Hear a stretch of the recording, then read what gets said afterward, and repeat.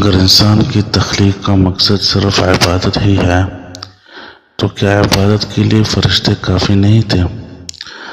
بعض لوگوں کو، خاص کر نئی روشنی کے لوگوں کو، یہ شبہ ہوتا ہے کہ اگر انسان کی تخلیق کا مقصد صرف عبادت تھا تو اس کام کے لیے انسان کو پیدا کرنے کی کیا ضرورت تھی؟ یہ کام تو فرشتے پہلے سے بہت اچھی طرح انجام دے رہے تھے اور وہ اللہ کی عبادت، تسبیح اور تقدیس میں لگے ہوئے تھے۔ یہی وجہ ہے کہ جب اللہ تعالیٰ نے حضرت آدم علیہ السلام کو تخلیق فرمانے کا ارادہ کیا اور فرشتوں کو بتایا کہ میں اس طرح کا ایک انسان پیدا کرنے والا ہوں، تو فرشتوں نے بھی ساختہ یہ کہا کہ آپ ایک ایسے انسان کو پیدا کر رہے ہیں جو زمین میں فساد مچائے گا اور خون ریزی کرے گا۔ عبادت، تسبیح اور تقدیس تو ہم انجام دے رہے ہیں۔ اسی طرح آج بھی اعتراض کرنے والے اعتراض کر رہے ہیں کہ اگر انسان کی تخلیق کا مقصد صرف عبادت ہوتا تو اس کے لیے انسان کو پیدا کرنے کی ضرورت نہیں تھی، یہ کام تو فرشتے پہلے ہی انجام دے رہے تھے۔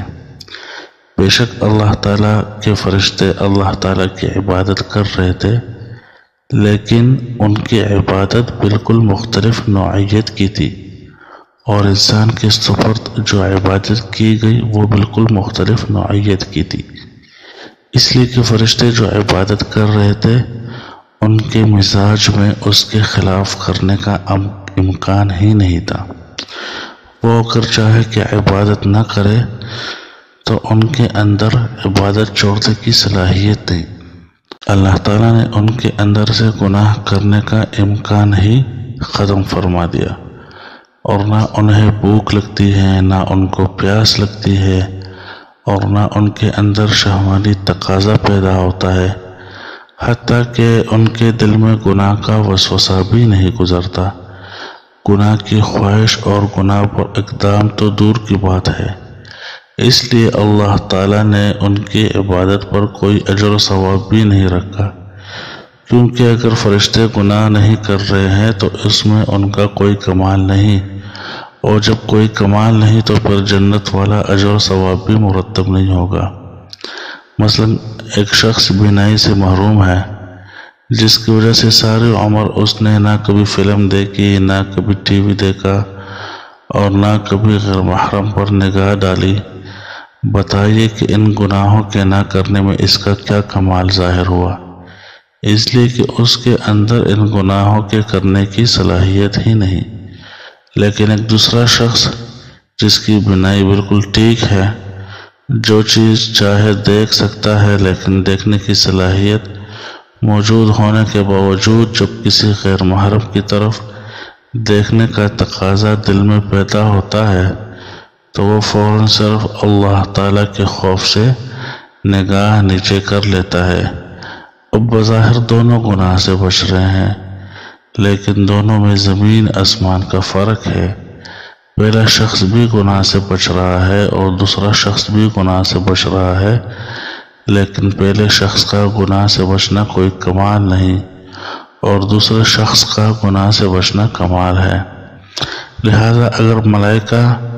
صبح سے شام تک کھانا نہ کھائے تو یہ کمال نہیں، اس لیے کہ انہیں بھوک ہی نہیں لگتی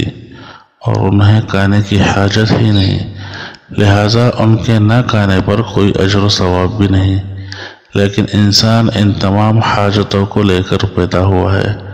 لہذا کوئی انسان کتنے ہی بڑے سے بڑے مقام پر پہنچ جائے، حتیٰ کہ سب سے اعلیٰ مقام یعنی نبوت پر پہنچ جائے، تب بھی وہ کھانے پینے سے مستغنی نہیں ہو سکتا۔ چنانچہ کفار نے انبیاء پر یہی اعتراض کیا، ما لہذا الرسول یأکل الطعام ویمشی فی الاسواق، یعنی یہ کیسے رسول ہے جو کھانا بھی کھاتے ہیں اور بازاروں میں بھی چلتے پھرتے ہیں؟ تو کھانے کا تقاضا انبیاء کے ساتھ بھی لگا ہوا ہے۔ اب اگر انسان کو بھوک لگ رہی ہے لیکن اللہ کے حکم کی وجہ سے کھانا نہیں کھا رہا ہے تو یہ کمال کی بات ہے۔ اس لیے اللہ تعالیٰ نے فرشتوں سے فرمایا کہ میں ایک ایسی مخلوق پیدا کر رہا ہوں جس کو بھوک بھی لگے گی، پیاس بھی لگے گی، اور اس کے اندر شہوانی تقاضے بھی پیدا ہوں گے، اور گناہ کرنے کے داعیے بھی ان کے اندر پیدا ہوں گے۔ لیکن جب گناہ کا داعیہ پیدا ہوگا اس وقت وہ مجھے یاد کر لے گا، اور مجھے یاد کر کے اپنے نفس کو اس گناہ سے بچا لے گا۔ اس کی یہ عبادت اور گناہ سے بچنا ہمارے ہاں قدر و قیمت رکھتا ہے، اور جس کا اجر و ثواب اور بدلہ دینے کے لیے ہم نے ایسی جنت تیار کر رکھی ہے جس کی صفت عرضها السماوات والارض ہے، اس لیے کہ اس کے دل میں داعیہ اور تقاضا ہو رہا ہے، اور خواہشات پیدا ہو رہی ہے، اور گناہ کے محرکات سامنے آ رہے ہیں۔ لیکن یہ انسان ہمارے خوف اور ہماری عظمت کے تصور سے اپنی آنکھ کو گناہ سے بچا لیتا ہے، اپنے کان کو گناہ سے بچا لیتا ہے، اپنی زبان کو گناہ سے بچا لیتا ہے، اور گناہوں کی طرف اٹھتے ہوئے قدموں کو روک لیتا ہے تاکہ میرا اللہ مجھ سے ناراض نہ ہو جائے۔ یہ عبادت فرشتوں کے بس میں نہیں تھی، اور اس عبادت کے لیے انسان کو پیدا کیا۔ یعنی اگرچہ عبادت کے لیے پیدا کیے گئے تھے، لیکن وہ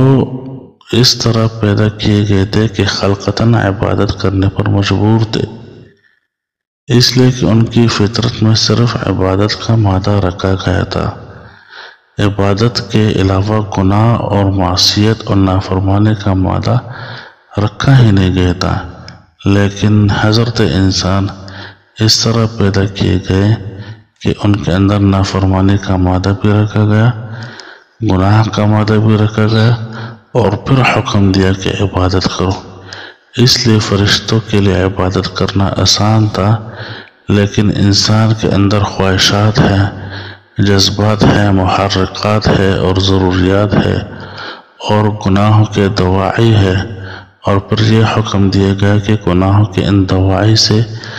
بچتے ہوئے اور ان جذبات کو کنٹرول کرتے ہوئے اور گناہوں کی خواہشات کو کچلتے ہوئے اللہ تعالیٰ کی عبادت کرو۔ انسان کو اس عبادت کے لیے اس لیے پیدا فرمایا تاکہ یہ دیکھے کہ یہ انسان جس کے اندر ہم نے مختلف قسم کے داعیے اور خواہشات رکھی ہے، ہم نے اس کے اندر گناہوں کے جذبات اور ان کا شوق رکھا ہے، ان تمام چیزوں کے باوجود یہ انسان ہماری طرف آتا ہے اور ہمیں یاد کرتا ہے، یا یہ گناہوں کے داعیے کی طرف جاتا ہے اور ان جذبات کو اپنے اوپر غالب کر لیتا ہے۔ اس مقصد کے لیے انسان کو پیدا کیا گیا۔